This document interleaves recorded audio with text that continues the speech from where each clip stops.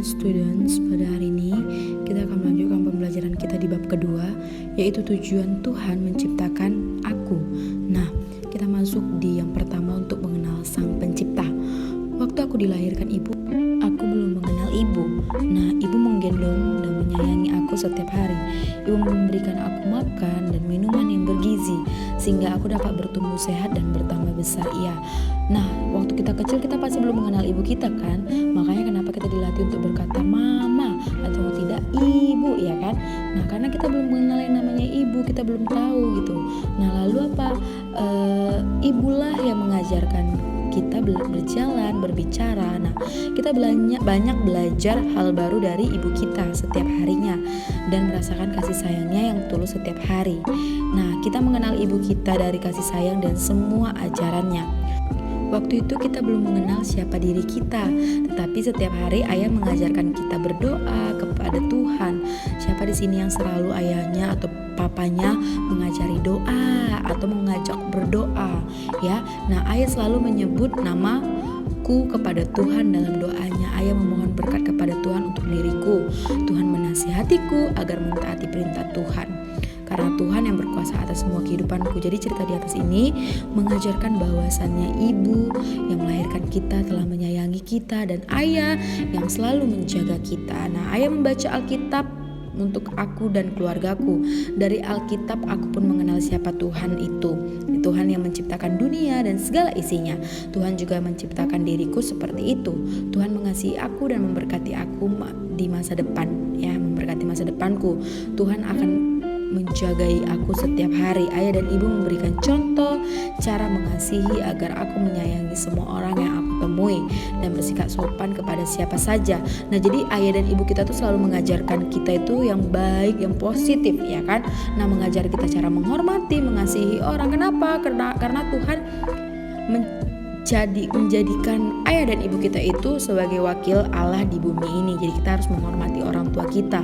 Nah, juga belajar untuk meminta maaf kepada orang lain. Nah, jika kita berbuat salah, kita harus berani untuk meminta maaf, bukan malah justru melawan atau marah balik. Oke?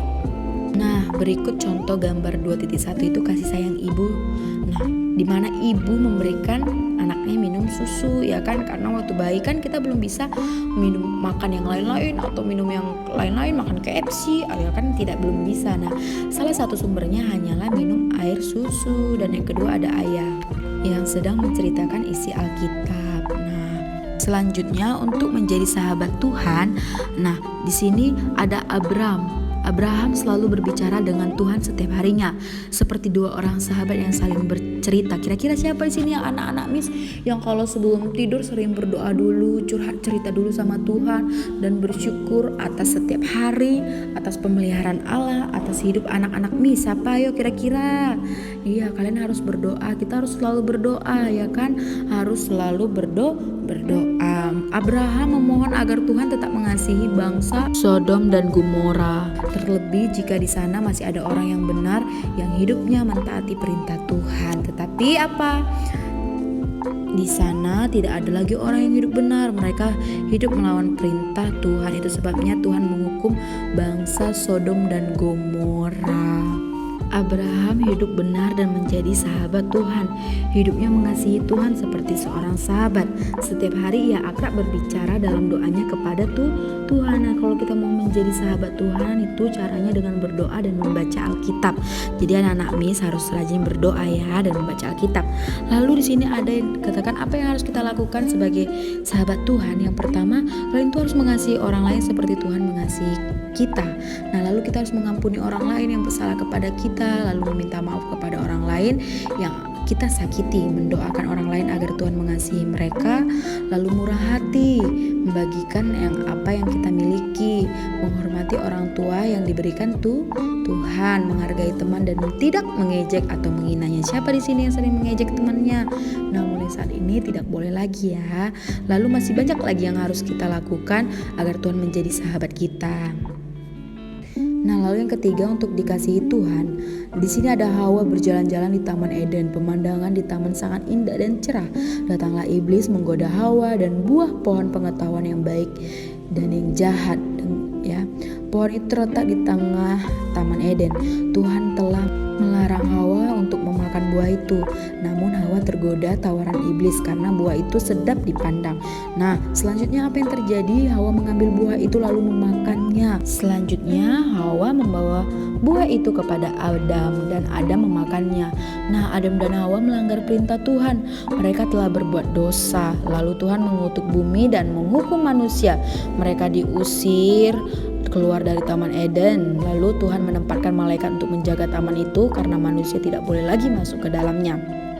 Nah, Tuhan tidak membiarkan manusia seperti itu. Tuhan memberi jalan perdamaian kepada manusia karena Tuhan mengasihi manusia ciptaannya. Selanjutnya, aku pun lahir sebagai manusia berdosa. Tidak ada manusia yang suci pada saat terlahir. Nah, bahkan sering berbuat dosa karena tidak mentaati firman Tuhan. Nah, di sini ada dikatakan aku melawan orang tua dan tidak mentaati nasihatnya. Tetapi Alkitab mengajarkan kepadaku karena begitu besar kasih Tuhan akan dunia ini sehingga Ia mengaruniakan anaknya yang tunggal supaya setiap orang yang percaya kepadanya tidak binasa melainkan beroleh hidup yang kekal. Itu terdapat di Yohanes 3 ayat 16. Nah, kasih Tuhan melebihi apapun di dunia ini, bahkan melebihi semua kejahatan yang telah kita lakukan. Nah, karena kasih itu maka Tuhan mengorbankan Tuhan Yesus untuk mati menggantikan kita yang berdosa ini. Wih, luar biasa sekali Allah kita ya kan. Dia merelakan hidupnya untuk disalibkan demi kita anak-anaknya yang telah berbuat dosa. Nah, jadi mulai sekarang jangan lagi berbuat dosa. Nah, selanjutnya ada yang keempat yaitu memuliakan Tuhan. Hana berdoa dan berpuasa kepada Tuhan agar ia mendapat seorang anak, ya kan? Nah, ketika Tuhan menjawab doanya, Hana memuji Tuhan, ia memuliakan Tuhan dan berkata, hatiku bersukaria karena Karena Tuhan. Iya, Hana melahirkan anak laki-laki dan menamainya siapa yo? Iya, Samuel. Nah, pada saat melahirkan juga seorang anak, ia menamakan anaknya yaitu Obed, dan banyak perempuan yang memuliakan Tuhan. Nah, jadi kita harus menghormati orang tua kita. Kenapa? Karena orang tua adalah wakil Allah di bumi. Kita harus menghormati dan tidak boleh melawan kepada orang tua dan melakukan sesuai dengan kebenaran firman Tuhan. Firman Tuhan katakan jangan mencuri. Firman Tuhan mengatakan hormati orang tua kalian, hormati. Oke, see you next week.